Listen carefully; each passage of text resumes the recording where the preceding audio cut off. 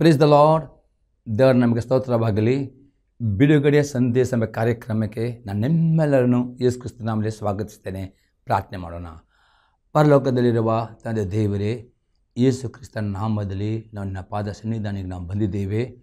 ನಾವು ಧ್ಯಾನ ಮಾಡುತ್ತ ಈ ಸಂದೇಶವನ್ನು ನಿನ್ನ ಪವಿತ್ರ ಆತ್ಮದಲ್ಲಿ ಅಭಿಷೇಕಿಸು. ಪವಿತ್ರ ಆತ್ಮದಲ್ಲಿ ನಾನು ನಿನ್ನನ್ನು ಸ್ವಾಗತಿಸ್ತೇನೆ.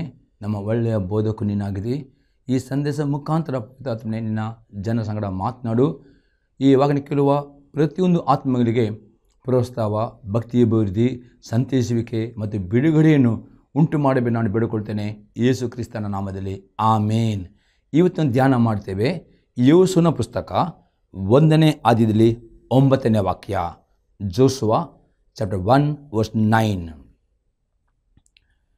ನಾನು ನಿನಗೆ ಆಜ್ಞಾಪಿಸಿದ್ದೇನಲ್ಲ, ಸ್ಥಿರಚಿತ್ತನಾಗಿರು, ಧೈರ್ಯದಿಂದಿರು, ಅಂಜಬೇಡ, ಕಳವಳಗೊಳ್ಳಬೇಡ.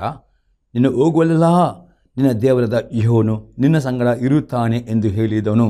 ನಾವು ನೋಡ್ತೀವಿ ಇಲ್ಲಿ ದೇವರು ಇಲ್ಲಿ ಮೋಶೆಯ ಮುಖಾಂತರ ಯೋಸುವನು ಹೇಳ್ತಾನೆ, ನಾನು ನಿನಗೆ ಆಜ್ಞಾಪಿಸಿದ್ದೇನಲ್ಲ, ಸ್ಥಿರಚಿತ್ತನಾಗಿರು, ಧೈರ್ಯದಿಂದಿರು, ಅಂಜಬೇಡ, ಕಳವಳಗೊಳ್ಳಬೇಡ.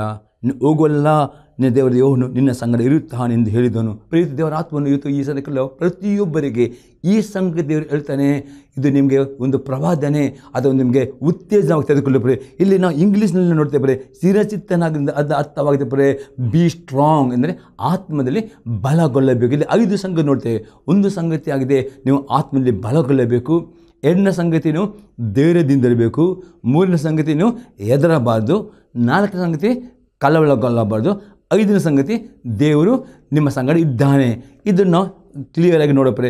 ಮೊದಲನೇ ಸಂಗತಿಯಾಗಿದೆ ಸ್ಥಿರಚಿತ್ತನಾಗಿದ್ದು, ಕನ್ನಡದಲ್ಲಿ ಅದು ಇಂಗ್ಲೀಷಲ್ಲಿ ಬಿ ಸ್ಟ್ರಾಂಗ್ ಅಂದರೆ ಆತ್ಮದಲ್ಲಿ ಬಲಗೊಳ್ಳಬೇಕು. ಹೇಗೆ ಬಲಗೊಳ್ಳುವುದು ನಾವು ನೋಡುವ. ಎಫೆಸದವರಿಗೆ ಬರೆದ ಪತ್ರಿಕೆ 6ನೇ ಅಧ್ಯಾಯದಲ್ಲಿ 10ರಿಂದ 13ನೇ ವಾಕ್ಯ ತನಕ. ಕಡೆ ಮಾತೆಂದರೆ ನೀವು ಕರ್ತನನ್ನು ಆತನ ಅತ್ಯಧಿಕವಾದ ಶಕ್ತಿಯನ್ನು ಆಶ್ರಯಿಸಿಕೊಂಡವರಾಗಿ ಬಲಗೊಳ್ಳಿರಿ. ಪ್ರಿಯ ಅಪೊಸ್ತಲ ಪೌಲನು ಹೇಳ್ತಾನೆ, ಕಡೆ ಮಾತೆಂದರೆ ನೀವು ಕರ್ತನನ್ನು ಆತನ ಅತ್ಯಧಿಕ ಶಕ್ತಿಯನ್ನು ಆಶ್ರಯಿಸಿಕೊಂಡು ಬಲಗೊಳ್ಳಿ. ಅರ್ಥವಾಗುತ್ತೆ ನಿಮ್ಮ ಆತ್ಮದಲ್ಲಿ ಬಲಗೊಳ್ಳಿ. ಯಾಕಂದರೆ ಸೈತಾನನು ಅಟ್ಯಾಕ್ ಮಾಡೋದು ನಿಮ್ಮ ಮನಸ್ಸು ಆಗಿದೆ. ನಿಮ್ಮ ಮನಸ್ಸನ್ನು ಸೈತಾನ ಅಟ್ಯಾಕ್ ಮಾಡುವಾಗ ನಿಮ್ಮ ಮನಸ್ಸು ಕುಂದಿ ಹೋದರೆ ಇಡೀ ನಿಮ್ಮ ಶರೀರ ಕುಂದಿ ಹೋಗ್ತದೆ. ಇನ್ನು ನಿಮ್ಮ ಶರೀರಕ್ಕೆ ರೋಗಗಳು ಬರ್ತವೆ. ಅದಕ್ಕೋಸ್ಕರ ಅಪೊಸ್ತಲ ಪೌಲನು ಹೇಳ್ತಾನೆ, ಆ ಸೈತಾನನ ಅಟ್ಯಾಕ್ ಮಾಡುವಾಗ ನೀವು ಕುಂದಿ ಹೋಗದಂತೆ ನಿಮ್ಮ ಆತ್ಮದಲ್ಲಿ ನೀವು ಬಲಗೊಳ್ಳಬೇಕು ಎಂದು. ಮತ್ತು ನೋಡ್ತೇವೆ ನಾವು, ಸೈತಾನ ತಂತ್ರೋಪಾಯಗಳನ್ನು ನೀವು ಎದುರಿಸಿ ನಿಲ್ಲುವುದಕ್ಕೆ ಶಕ್ತರಾಗುವಂತೆ ದೇವರ ದಯ ಪಾಲಿಸುವ ಸರ್ವ ಆಯುಧಗಳನ್ನು ಧರಿಸಿಕೊಳ್ಳಿರಿ. ನಾವು ಹೋರಾಡುವುದು ಮನುಷ್ಯ ಮಾತ್ರದವರ ಸಂಗಡವಲ್ಲ, ರಾಜದೂತಗಳ ಮೇಲೆಯೂ ಅಧಿಕಾರಿಗಳ ಮೇಲೆಯೂ ಈ ಅಂಧಕಾರದ ಲೋಕಾಧಿಪತಿಗಳ ಮೇಲೆಯೂ ಆಕಾಶ ಮಂಡಲದಲ್ಲಿರುವ ದುರಾತ್ಮರ ಸೇನೆಯ ಮೇಲೆ ನಾವು ಹೋರಾಡುವವರಾಗಿದ್ದೇವೆ. ಆದ್ದರಿಂದ ಕಠಿಣ ಯುದ್ಧವನ್ನು ನಡೆಯುವ ದಿವಸದಲ್ಲಿ ಆ ವೇದಿಗಳನ್ನು ಎದುರಿಸೋದಕ್ಕೂ ಮಾಡಬೇಕಾದನ್ನು ಮಾಡಿ ಜಯಶಾಲಿಗಳಾಗಿ ನಿಲ್ಲುವುದಕ್ಕೂ ಶಕ್ತರಾಗುವಂತೆ ದೇವರು ದಯ ಪಾಲಿಸುವ ಸರ್ವ ಆಯುಧಗಳನ್ನು ತೆಗೆದುಕೊಳ್ಳಿರಿ. ಬರೀ ಈ ಲೋಕದ ನ್ಯೂಸ್ ನೋಡಿಕೊಂಡು ಭಯಪಡಬೇಡಿ. ದೇವರ ವಾಕ್ಯದ ಭಯಪಡಿದೆ. ಯಾರು ಯೇಸು ಕ್ರಿಸ್ತನನ್ನು ನಂಬಿಕಿಟ್ಟಿದ್ದರು, ನಿಮ್ಮಲ್ಲಿ ಇಷ್ಟಂತಕೊಂಡಿದ್ದರು, ಯೇಸು ಕ್ರಿಸ್ತನ ಸಂಪೂರ್ಣ ಮನಸ್ಸನ್ನು ಆತನ ಹಿಂಬಾಲಿಸಿದರು, ಹಾಗಾದರೆ ನಿಮ್ಮ ಧೈರ್ಯ ಬಿಟ್ಟು ಬಿಡಿರಿ. ದೇವರು ನಿಮಗೆ ಒಳ್ಳೆಯ ಒಂದು ಉದ್ದೇಶ, ಒಳ್ಳೆಯ ಒಂದು ಆಲೋಚನೆ ಇದ್ದಾನೆ. ಅದು ನಿಮಗೆ ಹಿತವನ್ನು ಮಾಡೋ ಆಲೋಚನೆ ಇದ್ದಾನೆ. ಅದಕ್ಕೆ ಇಲ್ಲಿ ದೇವರ ಆತ್ಮನು ಯೋಚನೆ ಹೇಳ್ತಾನೆ, ನೀನು ಸ್ಥಿರಚಿತ್ತನಾಗಿದ್ದರೆ ನೀನು ಬಲಗೊಳ್ಳಬೇಕು. ಯಾಕಂದರೆ ಸೈತಾನನ ಪ್ರೇರೆ ನಿಮ್ಮ ಜೀವಿತದಲ್ಲಿ ಆ ಉದ್ದೇಶನ ಹಾಳು ಮಾಡೋದಕ್ಕೆ, ನಿಮ್ಮ ಕೊಟ್ಟ ಆ ಆಶೀರ್ವಾದ ಹಾಳು ಮಾಡೋದಕ್ಕೆ ನಾನಾ ವಿಧವಾದ ಆಯುಧ ಉಪಯೋಗ ಮಾಡಿಕೊಂಡು ಆತನ ಆಕ್ರಮಣ ಮಾಡಲಿಕ್ಕೆ ಬರುತ್ತಾನೆ. ಅದೇ ಅಪೊಸ್ತಲ ಮಾಡ್ತಾನೆ, ನಿಮ್ಮ ಯುದ್ಧವು ಯಾವ ಮನುಷ್ಯರದವರೊಟ್ಟಿಗೆಲ್ಲ, ನಿಮ್ಮದು ಅಂಧಕಾರದ ದುರಾತ್ಮಗಳನ್ನು ಹೋರಾಟ ಮಾಡ್ತೀರಿ. ಈ ಸೈತಾನನ್ನು ಹೋರಾಟ ಮಾಡಿದ್ರೆ, ಈ ಸೈತಾನನ್ನು ಹೋರಾಟ ಮಾಡಿ ಆತನನ್ನು ಸೋಲಿಸುವುದಾದರೆ ಮಾತ್ರವೇ ನೀವು ಆಶೀರ್ವಾದ ಹೊಂದುತ್ತೀರಿ. ಇಲ್ಲದರೆ ಪ್ರೇರೆ ಯೋನ ಬರೆಸುವಾರ್ತೆ 10ನೇ ಅಧ್ಯಾಯದಲ್ಲಿ 10ನೇ ವಾಕ್ಯದಲ್ಲಿ ಅತಿ ಸ್ಪಷ್ಟವಾಗಿ ಯೇಸು ಈಗಲೇ ಕಳ್ಳನ್ನು ಬರುವುದು, ಕಳ್ಳತನ ಕದಿಯೋದಕ್ಕೂ ಹಾಳು ಮಾಡೋದಕ್ಕೂ ಕವ್ಯುವುದಕ್ಕೂ ವಿನ ಬೇರೆ ಯಾವುದಕ್ಕೂ ಬರುವುದು ಅಂದರೆ ಅರ್ಥ.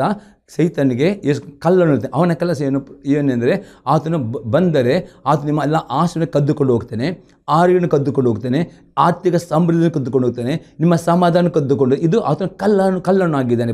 ಅದು ಯೇಸು ಕ್ರಿಸ್ತನು ಹೇಳ್ತಾನೆ, ನಾನು ಬಂದು ನಿಮಗೆ ಸಮೃದ್ಧ ನಿತ್ಯ ಜೀವ ಮತ್ತು ಸಮೃದ್ಧ ಆಶೆಯಿಂದ ಕೊಂಡು ಯೇಸು ಬಂದಿದ್ದೀನಿ. ಹಾಗಾದರೆ ಪ್ರೇ ಈ ಸೈತನು ಎಂದಿಗೂ ಪ್ರೇ ಅವನು ಕಲ್ಲನು, ಅವನು ಒಂದೇ ಕೆಲಸ ಪ್ರೇ. ಅದಕ್ಕೆ ದೇವರ ಆತ್ಮ ಯೋಚನೆ ಹೇಳ್ತಾನೆ, ನೀನು ಬಲಗೊಳ್ಳಬೇಕು, ನೀನು ಆಶೆ ಹೊಂದಿಕೊಳ್ಳಬೇಕಾದ್ರೆ ನೀನು ಬಲಗೊಳ್ಳಬೇಕು. ಎಲ್ಲಿ ಬಲಗೊಳ್ಳಬೇಕು? ಆತ್ಮದಲ್ಲಿ ಬಲಗೊಳ್ಳಬೇಕು. ಈ ಆತ್ಮ ಬಲಗೊಳ್ಳಬೇಕಾದ್ರೆ ಪ್ರೇ ನೀವು ದಿನವೂ ಪ್ರಾರ್ಥನೆ ಮಾಡಬೇಕು ಪ್ರೇ. ಎಷ್ಟು ನೀವು ಪ್ರಾರ್ಥನೆ ಮಾಡಿ ಅಷ್ಟು ನಿಮ್ಮ ಆತ್ಮವು ಪವಿತ್ರ ಬಲ ತುಂಬಲ್ಪಟ್ಟರೆ ಮಾತ್ರ ಪ್ರೇ ಸೈತನು ಯಾವ ರೀತಿ ನಿಮ್ಗೆ ಯುದ್ಧ ಮಾಡಿ ಬಂದರು ನೀವು ಸೋತು ಹೋಗದೆ ದೇವರ ಸರ್ವ ಆಯುಧಗಳನ್ನು ಧರಿಸಿಕೊಂಡು ಯುದ್ಧ ಮಾಡಿಕೊಂಡು ಆತನು ಯಾವ ನಿಮ್ಮ ಕದ್ದುಗಳನ್ನು ಹೋಗಲಿ ಬಿಡದೆ ನೀವು ಆಶೀರ್ವಾದವನ್ನು ಭದ್ರವಾಗಿ ಹಿಡಿದುಕೊಳ್ಳುತ್ತೀರಿ. ಆ ರಕ್ಷಣೆ ಭದ್ರಗೊಳಿಸುತ್ತೀರಿ ಮತ್ತು ದೇವರ ಆಶೀರ್ವಾದವು ಯಾವ ನಿಮ್ಮ ಸಂಗಡ ಇರ್ತದೆ. ಹಾಗಾದರೆ ನೀವು ಯುದ್ಧ ಮಾಡುವವರು ಆಗಬೇಕು ಪ್ರೇ. ಯುದ್ಧ ಮಾಡಬೇಕಾದರೆ ಹೇಗೆ ನೀವು ಶರೀರದಲ್ಲಿ ಊಟ ಮಾಡಿ ಬಲಗೊಳ್ಳುತ್ತೀರೋ ಹಾಗೆ ಆತ್ಮಿಕವಾಗಿ ಊಟ ಮಾಡಬೇಕು. ತಪ್ಪದೇ ಪ್ರಾರ್ಥನೆ ಮಾಡಿರಿ, ದಿನ ತಪ್ಪದೇ ವಾಕ್ಯವನ್ನು ಓದಿರಿ, ಅದು ತಪ್ಪದೆ ನಿಮ್ಮ ಸಭೆಗೆ ಬನ್ನಿರಿ. ಸಭೆಯಲ್ಲಿ ಪ್ರೇ ಕೇಳಿದ ವಾಕ್ಯೋಪದೇಶ ಎಷ್ಟು ನಾವು ಪ್ರಾರ್ಥನೆ ಮತ್ತು ವಾಕ್ಯಕ್ಕೆ ಏನು ಸಮಯ ಕೊಡುತ್ತೀರೋ ಅಷ್ಟು ನಿಮ್ಮ ಆತ್ಮ ಬಲಗೊಂಡರೆ ಮಾತ್ರವೇ ಅಪಸ್ವರತೆ ಕಠಿಣ ಯುದ್ಧವನ್ನು ನಡೆಯುವ ದಿವಸದಲ್ಲಿ ಮಾಡಬೇಕಾದ ಮಾಡಿ ಜಯಸ್ಥಳಗಳಿಗೆ ನಿಲ್ಲಲಿಕ್ಕೆ ಸಕ್ತರಾಗ್ತೀರಿ. ಮತ್ತು ಯಾವ ರೀತಿಯಲ್ಲಿ ಆ ಕಲ್ಲನಿಗೆ ನಿಮ್ಮ ಯಾವ ಆಶೆ ಅನೇಕರು ಪರೇ ಇದು ಚಿಂತೆಯಲ್ಲಿದ್ದೀರಿ, ನಿಮ್ಮ ಮಕ್ಕಳನ್ನು ಸಹಿತನು ನಾನಾ ರೀತಿಯ ದುರಾಭ್ಯಾಸಕ್ಕೆ ಚಟದಲ್ಲಿ ಇಟ್ಟಿದ್ದಾನೆ. ಇದೆಲ್ಲ ಸಂಗತಿಗಳ ಮೇಲೆ ಜಯ ಹೊಂದಬೇಕಾ? ಬರೀ ಒಂದೇ ಪ್ರೇರೆ ನೀವು ಪವಿತ್ರಾತ್ಮ ಭರಿತರಾಗಬೇಕು. ಆಗ ಪವಿತ್ರಾತ್ಮನು ನಿಮಗೆ ಸಹಿತನು ಯುದ್ಧ ಮಾಡಲಿಕ್ಕೆ ಸರ್ವ ಧರಿಸಿಕೊಳ್ಳುತ್ತಾನೆ. ಆ ಯುದ್ಧ ಮಾಡಿಕೊಂಡು ನೀವು ಸೋತು ಹೋಗದೆ ಜಯ ಹೊಂದಿದರೆ ಮಾತ್ರವೇ ಪ್ರೇ ದೇವರ ವಾಗ್ದಾನ ಎಲ್ಲ ಆಶೀರ್ವಾದಗಳು ನೀವು ಅನುಭವ ಮಾಡಲಿಕ್ಕೆ ಸಾಧ್ಯವಾಗ್ತದೆ. ಒಂದು ವೇಳೆ ಪ್ರಿಯರೇ ನೀವು ಪ್ರಾರ್ಥನೆ ಮಾಡದಿದ್ದರೆ, ವಾಕ್ಯ ಓದಿದ್ದರೆ, ನಿಮ್ಮ ಆತ್ಮ ಬಲ ಇಲ್ಲದಿದ್ದರೆ ಸೈತನ್ಯ ಮುಂದೆ ಓಟ ಮೇಲೆ ಆಗದೆ ಸೋತು ಹೋಗ್ತೀರಿ. ಅದಕ್ಕೆ ಅಪೊಸ್ತಲನು ಹೇಳ್ತಾನೆ, ಅದಕ್ಕೆ ದೇವರು ಯೋಚನೆ ಹೇಳ್ತಾನೆ, ನೀನು ಬಲಗೊಳ್ಳಬೇಕು ಎಂಬುದು ಹೇಳ್ತಾನೆ. ಇದು ಆಗಿದೆ ಪ್ರಾರ್ಥನೆ ಮುಖಾಂತರ, ವಾಕ್ಯದ ಮುಖಾಂತರ ಬಲಗೊಳ್ಳಬೇಕು ಪ್ರೇ. ಇನ್ನುದಿದ್ದ ಅರ್ಥ ನೋಡಿ ಯಾಕೆ ಬಲಗೊಳ್ಳಬೇಕು ಎಂಬುದಕ್ಕೆ ನಾವು ಒಂದು ಎಕ್ಸಾಂಪಲ್ ನೋಡ್ತೇವೆ. ರೋಮಾಪುರದವರ ಪತ್ರಿಕೆ 4ನೇ ಅಧ್ಯಾಯದಲ್ಲಿ 17ರಿಂದ 21ನೇ ವಾಕ್ಯ ತನಕ, ನಾನು ನಿನ್ನನ್ನು ಅನೇಕ ಜನಾಂಗಗಳಿಗೆ ಮೂಲ ಪಿತೃವಾಗಿ ನೇಮಿಸಿದ್ದೇನೆಂದು ಶಾಸ್ತ್ರದಲ್ಲಿ ಬರೆದಿರುವ ಪ್ರಕಾರ ಅಬ್ರಹಾಮನು ನಮ್ಮೆಲ್ಲರಿಗೂ ದೇವರ ಸನ್ನಿಧಿಯಲ್ಲಿ ಮೂಲ ಪಿತೃವಾಗಿದ್ದಾನೆ. ದೇವರ ಸತ್ತವರನ್ನು ಬದುಕಿಸುವವನಾಗಿಯೂ ಇಲ್ಲದನ್ನು ಇರುವುದಾಗಿ ಕರೆಯುವನಾಗಿಯೂ ಇದ್ದಾನೆಂದು ಅಬ್ರಹಾಮನು ನಂಬಿದನು. ನಿನ್ನ ಸಂತಾನವು ನಕ್ಷತ್ರಗಳಷ್ಟಾಗುವುದು ಎಂಬುದಾಗಿ ತನಗೆ ಹೇಳಲ್ಪಟ್ಟ ಮಾತು ನೆರವೇರುವುದಕ್ಕೆ ಮಾರ್ಗ ತೋರದೇ ಇರುವುದರಿಂದ ಅಬ್ರಹಾಮನು ತಾನು ಅನೇಕ ಜನಾಂಗಗಳಿಗೆ ಮೂಲಪಿತೃವಾಗುವನೆಂಬ ನಿರೀಕ್ಷೆಗೆ ಆಸ್ಪದವಿಲ್ಲದಿರುವಾಗಲೂ ನಿರೀಕ್ಷಿಸಿ ನಂಬಿದನು. ಅವನು ಹೆಚ್ಚು ಕಡಿಮೆ 100 ವರ್ಷದವನಾಗಿದ್ದು ತನ್ನ ದೇಹವು ಆಗಲೇ ಮೃತಪ್ರಾಯವಾಯಿತೆಂದು ಸಾರಲಿ ಗರ್ಭಕರ ಕಳೆದು ಹೋಯಿತೆಂದು ಯೋಚಿಸಿದಾಗಿಯೂ ಅವನ ನಂಬಿಕೆ ಕುಂದಿಯಲಿಲ್ಲ. ದೇವರು ಮಾಡಿದ ವಾಗ್ದಾನದ ವಿಷಯದಲ್ಲಿ ಅವನ ಅಪನಂಬಿಕೆಯಿಂದ ಸಂಚರಿಸಿದನಾಗಲಿಲ್ಲ. ದೇವನ ಘನಪಡಿಸುವನಾಗಿ ಆತನ ತನ್ನ ವಾಗ್ದಾನವನ್ನು ನೆರವೇರಿಸುವುದಕ್ಕೆ ಸಮರ್ಥನೆಂದು ಪೂರಾ ಭರವಸೆಟ್ಟು ದೃಢ ನಂಬಿಕೆ ಉಳ್ಳವನಾದನು. ಅಪೊಸ್ತಲನು ಹೇಳ್ತಾನೆ, ಯಾಕೆ ನೀವು ಆತ್ಮ ಬಲಗೊಳ್ಳಬೇಕು ನೋಡಿ. ದೇವರು ಅಬ್ರಹಾಮನಿಗೆ ವಾಗ್ದಾನ ಮಾಡಿದನು. ಈ ವಾಗ್ದಾನ ದೃಢವಾಗಿ ಅವನು ನಂಬಿದನು. ಅದು ಈ ವಾಗ್ದಾನ ಅಂತ ಪೂರ್ತಿ ಹೊಂದಲಿಕ್ಕೆ 25 ವರ್ಷ ಅವನು ಕಾದುಕೊಳ್ಳಬೇಕು. ಆ 25 ವರ್ಷದಲ್ಲಿ ಅನೇಕ ರೀತಿಯ ಶೋಧನೆಗಳು, ಅನೇಕ ರೀತಿಯ ಕೆಟ್ಟ ಮಾತುಗಳು, ಅನೇಕ ರೀತಿಯ ನಿರಾಸೆ, ಅನೇಕ ರೀತಿಯ ಅಪನಂಬಿಕೆ, ಅನೇಕ ಚಿಂತೆ ಅವನಿಗೆ ಬಂದಾಗ ನಾವು ಅಬ್ರಹಾಮ ಏನು ಮಾಡಿದನು? ಅವನು ಪ್ರತಿದಿನ ದೇವರ ವಾಗ್ದಾನ ನಂಬಿದನು ಮತ್ತು ತನ್ನ ಬಾಯಿಂದ ಮಾತನಾಡಿದನು. ದೇವರ ವಾಗ್ದಾನ ಮಾಡ್ತಾನೆ, ನಂಬಿಗಸ್ತನು, ಆತನ ವಾಗ್ದಾನ ನೆರವೇರಿಸ್ತಾನೆ. ಅವನು ಯಾವ ಪರಿಸ್ಥಿತಿ ನೋಡ್ರಿ. ಹಾಗಾದರೆ ಇವತ್ತು ದೇವರು ನಿಮ್ಮ ಪ್ರಾರ್ಥನೆ ಕೇಳುತ್ತಾನೆ. ಅನೇಕರು ಹೇಳ್ತಾರೆ, ನಾನು ಎಷ್ಟು ಪ್ರಾರ್ಥನೆ ಮಾಡಿದ್ದೇನೆ, ನಾನು ಎಷ್ಟು ಉಪವಾಸದಿಂದ ಪ್ರಾರ್ಥನೆ ಕೇಳಿದ್ರು 100% ದೇವರು ನೀವು ಪ್ರಾರ್ಥನೆ ಮಾಡಿ ಪ್ರಥಮ ದಿನವೇ ಪ್ರಾರ್ಥನೆ ಕೇಳುತ್ತಾನೆ ಪ್ರಿಯರೇ.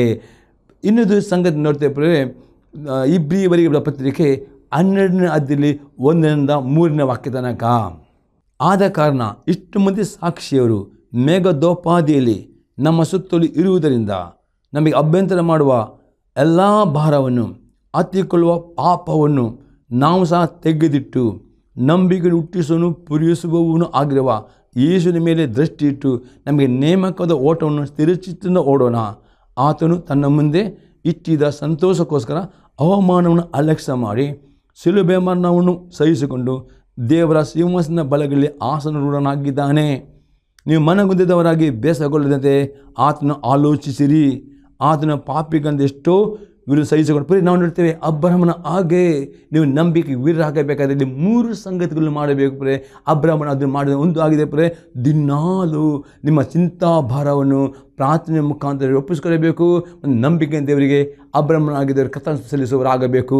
2ನೇ ಸಂಗತಿ ಆಗಿದೆ ಪ್ರಿಯ, ದಿನಾಲು ದೇವರ ವಾಕ್ಯವನ್ನು ಓದಿ ದೇವರ ವಾಕ್ಯ ಧ್ಯಾನ ಮಾಡಿ ನಿಮ್ಮ ಶರೀರಕ್ಕೆ ನಿಮ್ಮ ಆತ್ಮಕ್ಕೆ ನಿಮ್ಮ ಅಂಟಿಕೊಳ್ಳೋ ಪಾಪಗಳನ್ನು ವಾಕ್ಯದಲ್ಲೂ ತೆಗೆದು ಹಾಕಬೇಕು.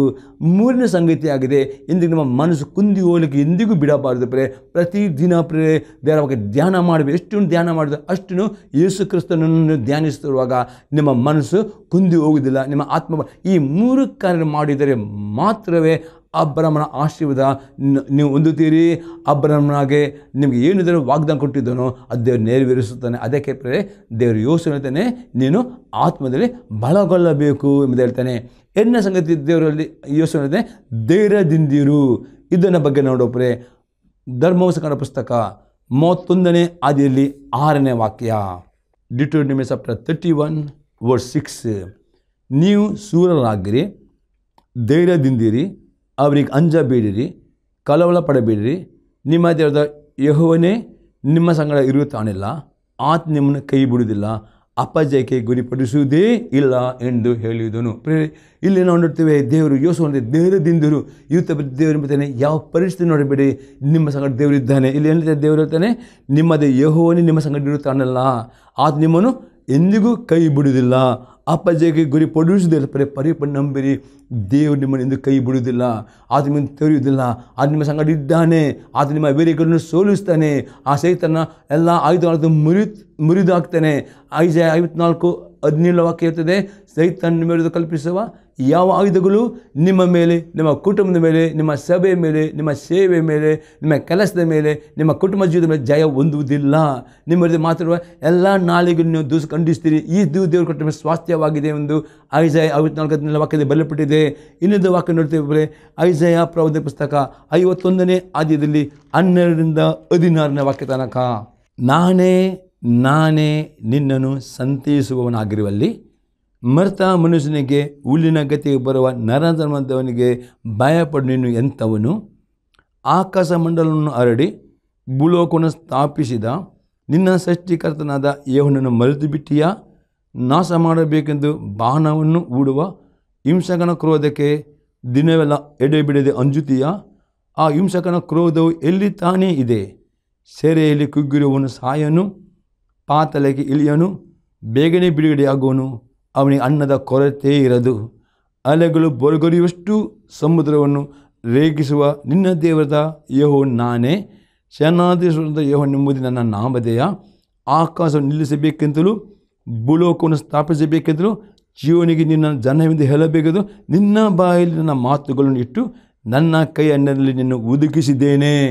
ನೋಡ್ತೇವೆ ಯಾವ ಪರಿಸ್ಥಿತಿ ನೋಡಬೇಡಿ, ಯಾಕಂದರೆ ದೇವರಿರ್ತಾನೆ, ಹೆದರಬೇಡ, ಧೈರ್ಯದಿಂದ. ಯಾಕೆ 16 ವಾಕ್ಯದಲ್ಲಿ ಹೇಳ್ತದೆ, ನಿನ್ನ ಬಾಯಲ್ಲಿ ದೇವರು ತನ್ನ ಮಾತುಗಳು ಇಟ್ಟಿದ್ದಾನೆ. ಯಾವ ಪರಿಸ್ಥಿತಿ ನೋಡಿಕೊಂಡು ಪರಿಸ್ಥಿತಿ ಆ ಪರಿಸ್ಥಿತಿ ಮುಂದೆಗಡೆ ದೇವರ ವಾಗ್ದಾನ. ಹೇಗೆ ಅಬ್ರಹಾಮನು ಆ ಪರಿಸ್ಥಿತಿ ನೋಡಲಿಲ್ಲ, ಅವನು ದೇವರ ವಾಗ್ದಾನ ನಂಬಿದ. ಅವನು ದೇವರು ಇದ್ದದನ್ನು ಇಲ್ಲದಿರುವುದಾಗಿ ಅದನ್ನು ಮಾಡುತ್ತಾನೆ. ಆ ನಂಬಿಕೆ ಮಾತನಾಡಿ ಆ ರೀತಿ ದಿನಾಳು ಪ್ರಿಯರೇ ನಂಬಿಕೆಯ ವಾಗ್ದಾನಗಳನ್ನು ಮಾತನಾಡಲಿಕ್ಕೆ ಅಭ್ಯಾಸ ಮಾಡಿಕೊಳ್ಳಿಬ್ರೆ.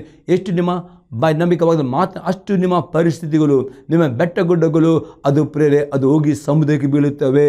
ನಿಮ್ಮ ಬಾಯಲ್ಲಿ ಜೀವ ಉಂಟು, ನಿಮ್ಮ ಬಾಯಲ್ಲಿ ಮರಣ ಉಂಟು ಪ್ರೇರೆ, ನಿಮ್ಮ ಬಾಯಲ್ಲಿ ಶಾಪ ಉಂಟು, ನಿಮ್ಮ ಬಾಯಲ್ಲಿ ಆಶೀರ್ವಾದ. ಅದಕ್ಕೆ ಪ್ರೇರೆ ನಿಮಗೆ ಆಶೀರ್ವಾದ ಬೇಕಾ, ದೇವರ ಅದ್ಭುತ ಆಗಬೇಕಾ? ಇಂದಿಗೂ ಪ್ರೇರೆ ಶಾಪವನ್ನು ಮಾತನಾಡಬೇಡಿರಿ, ಅಪನಂಬಿಕೆ ಮಾತನಾಡಬೇಡಿರಿ, ಗುಣಗುಟ್ಟಬೇಡಿರಿ. ಅದೇ ಬದಲಿಗೆ ವಾಗ್ದಾನ ಮಾತನಾಡಿರಿ, ದೇವರ ಸ್ತುತಿ ಸ್ತೋತ್ರ ಮಾಡಿರಿ, ಪ್ರಾರ್ಥನೆ ಉತ್ತರ ಮಾತನಾಡಿ. ಯಾಕೆ ನಿಮ್ಮ ಬಾಯಿ ದೇವರು ಮಾತುಗಳಿಟ್ಟಿದೆ. ಆ ಮಾತನ್ನು ಹೇಳುವಾಗ ಎಷ್ಟು ಸಮುದ್ರ ಬೋರ್ಗರಿಯುತ್ತದೆ, ಅದು ನಿಮ್ಮ ಮಾತಿಗೆ ಅದು ಶಾಂತವಾಗುವುದು, ನಿಮ್ಮ ಬೆಟ್ಟಗಳು ಅದು ಕೆಡವಿ ಬೀಳುವುದು ಎಂಬುದಾಗಿ ದೇವರ ಆತ್ಮನಲ್ಲಿ ಹೇಳ್ತಾರೆ. ಮತ್ತು ಆತನೇ ನನ್ನ ಕೈಯಲ್ಲಿ ನಿನ್ನನ್ನು ಉದುಕಿಸಿದ್ದಾನೆ, ದೇವರು ಆತನ ಕೈಯಲ್ಲಿ ನಿಮ್ಮನ್ನು ಉದುಕಿಸಿದ್ದಾನೆ. ಅದಕ್ಕೋಸ್ಕರ ಯಾವಾಗಲೂ ಅಬ್ರಹಾಮನ ಹಾಗೆ ನಾವು ಧೈರ್ಯದಿಂದ ಇರಬೇಕು. ದೇವರು ಕೊಟ್ಟ ವಾಗ್ದಾನ ಅದು ಸತ್ಯವಾಗಿದೆ. ವಾಗ್ದಾನ ಮಾಡಿದರೆ ನಂಬಿಗಸ್ತನು. ಇದೇ ವಾಗ್ದಾನ ನಿಮಗೆ ತಾಳ್ಮೆ ಬೇಕು. ಆ ದೀರ್ಘ ತಾಳ್ಮೆಯಿಂದ ಒಬ್ಬನ ಕಾದುಕೊಳ್ಳುವುದರೆ ನಿಮ್ಮ ಜೀವಿತದಲ್ಲಿ ದೇವರ ವಾಗ್ದಾನವನ್ನು ಹೊಂದಿಕೊಳ್ಳುತ್ತೀರಿ ಪ್ರಿಯರೇ. ಮೂರನೇ ಸಂಗತಿ ನೋಡ್ತೇವೆ, ಯಾವತ್ತಿಗೂ ಹೆದರಬಾರದು. ಮತ್ತೇನೆ ಬರೆಸುವಾರ್ತೆ 10ನೇ ಅಧ್ಯಾಯದಲ್ಲಿ 28ರಿಂದ 31ನೇ ವಾಕ್ಯ ತನಕ.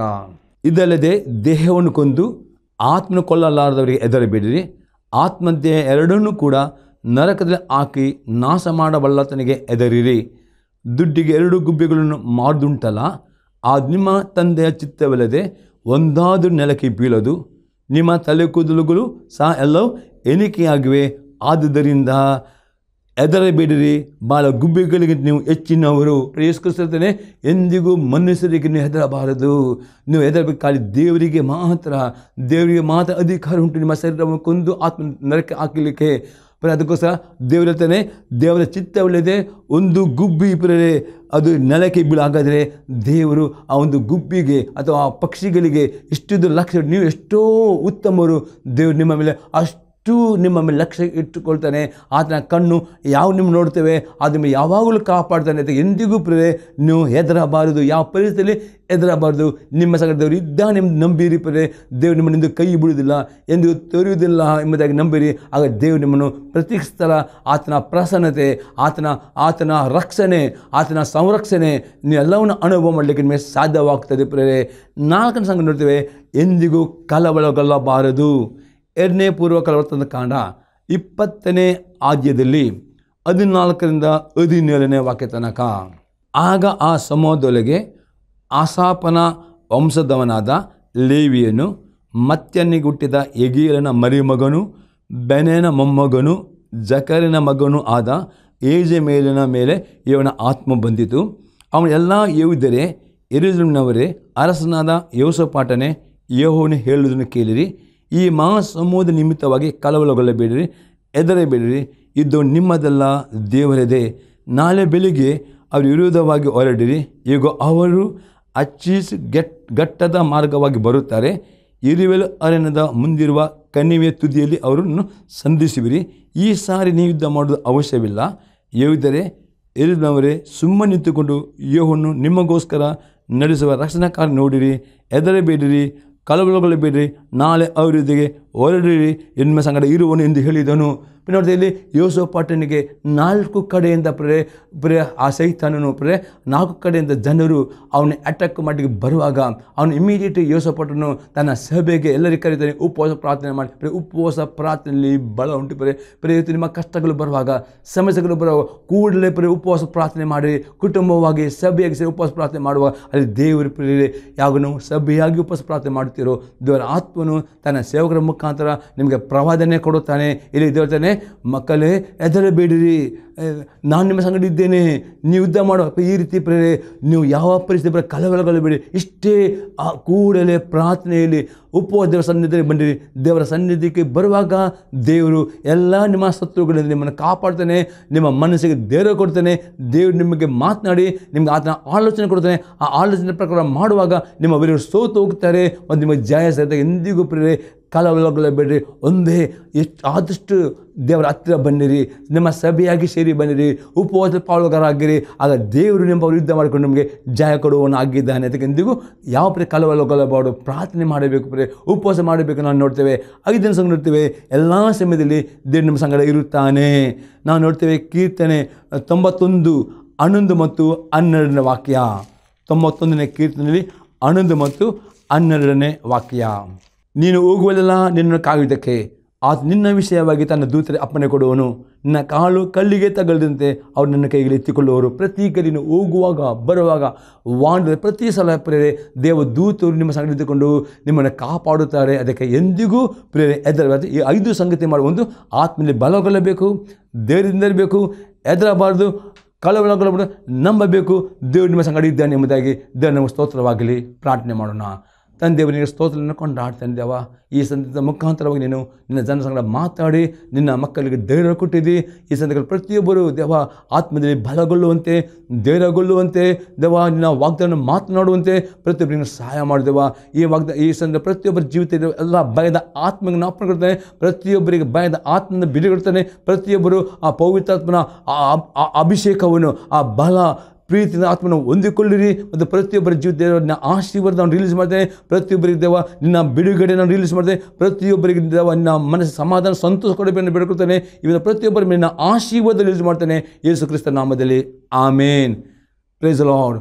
ದೇವರು ನಮ್ಮನ್ನು ಆಶೀರ್ವಾದ ಮಾಡಲಿ.